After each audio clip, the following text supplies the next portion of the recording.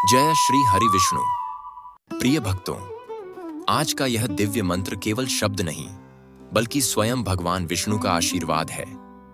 अगर आप सिर्फ एक बार इस मंत्र को सच्चे मन से बोलते हैं या ध्यान पूर्वक सुनते हैं तो धन आपके सामने प्रकट होना निश्चित है। यह कोई साधारण मंत्र नहीं है, यह वही चमत्कारी मंत्र है जिसे केवल वही लोग बोलते हैं जिन्हें जीवन में तुरंत, अचानक और भारी मात्रा में धन की आवश्यकता होती है, क्योंकि यह मंत्र कभी खाली नहीं जाता। जो भी इसे सच्चे मन से सुनता है उसका जीवन बदल जाता है। तो दोस्तों, अगर आप मंत्र की शक्ति में विश्वास रखते हैं तो वीडियो को एक लाइक जरूर करें, क्योंकि इस मंत्र में इतनी शक्ति है कि जितना धन आप सोचकर इसे सुनते हैं, भगवान विष्णु आपको उससे कहीं अधिक प्रदान करते हैं। चाहे आपकी तिजोरी खाली हो, घर में खर्चा न चल रहा हो, कर्ज ने जीवन दुखमय कर दिया हो या व्यापार ठप हो गया हो, यह मंत्र हर प्रकार की आर्थिक परेशानी को पल भर में दूर कर सकता है। इस मंत्र को सुनते ही ब्रह्मांड की सकारात्मक ऊर्जा आपके चारों ओर घूमने लगती है। भाग्य के दरवाजे खुल जाते हैं, रुका हुआ धन प्रवाह फिर से शुरू हो जाता है और ऐसा लगता है जैसे लक्ष्मी माता स्वयं आपके घर पधार गई हों। यह मंत्र जगत के पालनहार, दयालु, करुणामयी भगवान श्री हरि विष्णु जी का है। आप केवल एक बार सच्चे मन से ध्यान लगाकर इसे सुनिए, फिर अपने मन की हर धन संबंधी इच्छा व्यक्त कीजिए। आपकी हर पुकार निश्चित रूप से श्री हरि तक पहुंचेगी।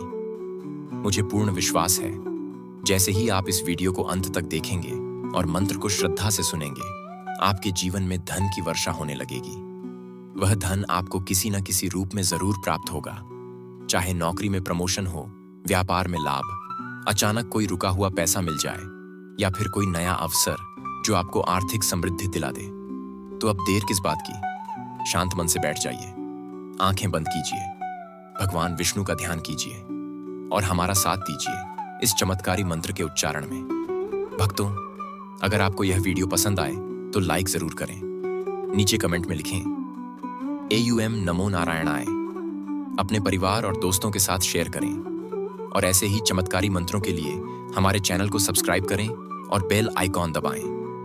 आपके जीवन में भगवान श्री हरि की कृपा सदैव बनी रहे। धन, सुख और समृद्धि हमेशा आपके साथ हो। जय श्री हरि विष्णु। तो चलिए अब मंत्र का स्मरण करते हैं। ओम नमो नमो भगवते वासुदेवाय नमः। ओम नमो नमो भगवते वासुदेवाय नमः। ओम नमो नमो भगवते वासुदेवाय नमः। ओम नमो नमो भगवते वासुदेवाय नमः। ओम नमो नमो भगवते वासुदेवाय नमः। ओम नमो नमो भगवते वासुदेवाय नमः।